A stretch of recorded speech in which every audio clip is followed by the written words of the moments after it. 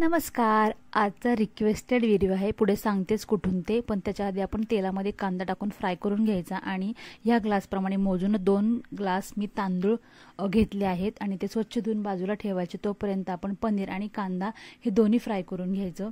आणि ह्या बिर्याणीचे एक सिक्रेट आहे, ते म्हणजे की ज्या तेलामध्ये आपण ह्या 2 गोष्टी फ्राय करणार आहोत ना, त्याच तेलामध्ये आपल्या बिर्याणीची फोडणी द्यायची आहे किंवा व्हेज पुलावची, जेणेकरून त्या तेलामध्ये जो ह्या कांद्याचा फ्लेवर उतरतो ना, तो बिर्याणीमध्ये प्रत्येक घासामध्ये उतरलेला असतो. That's why.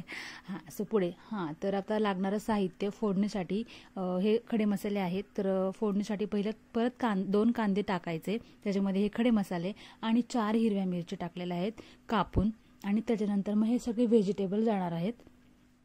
आणि हे व्हेजिटेबल टाकल्यानंतर 1-2 मिनटं ह्याची झाकून एक वाफ काढायची, जेणेकरून ते कच्चे घेतले आहेत ना, तर ते पकतात लवकर म्हणून. सो हे व्हिडिओ कुठनं रिक्वेस्टेड आहे, तर एक म्हणजे आपल्या यूट्यूब फॅमिलीकडनं आणि दुसरी म्हणजे माझ्या मिस्टरांच्या ऑफिसमधनं. सो करतोय.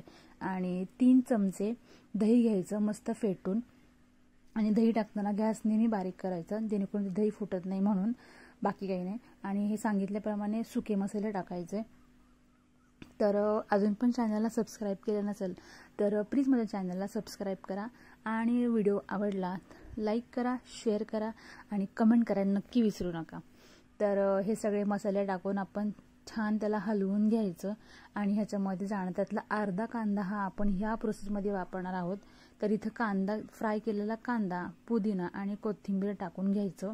आणि ह्याला पण 1 मिनिट वाफ काढायची. तोपर्यंत आपण नॅचरल कलरसाठी केसर आणि दूध हे ठेवलं आहे सेट होण्यासाठी.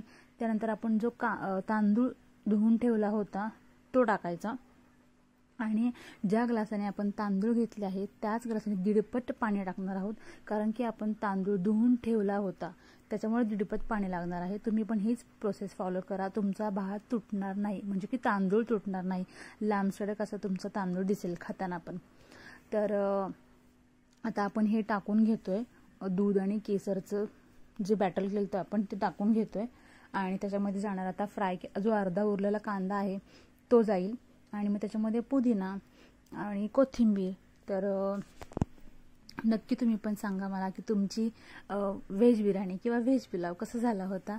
तर मी आजचा टिफिन माझ्या मिस्टरांच्या ऑफिसमध्ये देणार आहे, कारण की तिथनं रिक्वेस्ट होती मला ही बनवायची आणि आपल्या यूट्यूब फॅमिलीकडून. आणि ही टिप सगळ्यात महत्त्वाची म्हणजे तुपाची धार. तर तुम्हाला सगळे रेसिपी दाखवतील, त्याच्यासाठी मागं किती राडा होतो तर हे बघा. आणि माऊ मला काहीच काम करू देत नाही, तरी आपले प्रयत्न चालू असतात. तर मोठ्या गॅसवर 1 शिट्टी काढून घ्यायची आणि नंतर 10 मिनिटं मंद आचेवर एक वाफ काढायची. झाला आपला व्हेज बिर्याणी खाण्यासाठी उत्तम. बघा तांदूळ कसा दिसतोय, छान. बाय गायज, टेक केअर, भेटूया.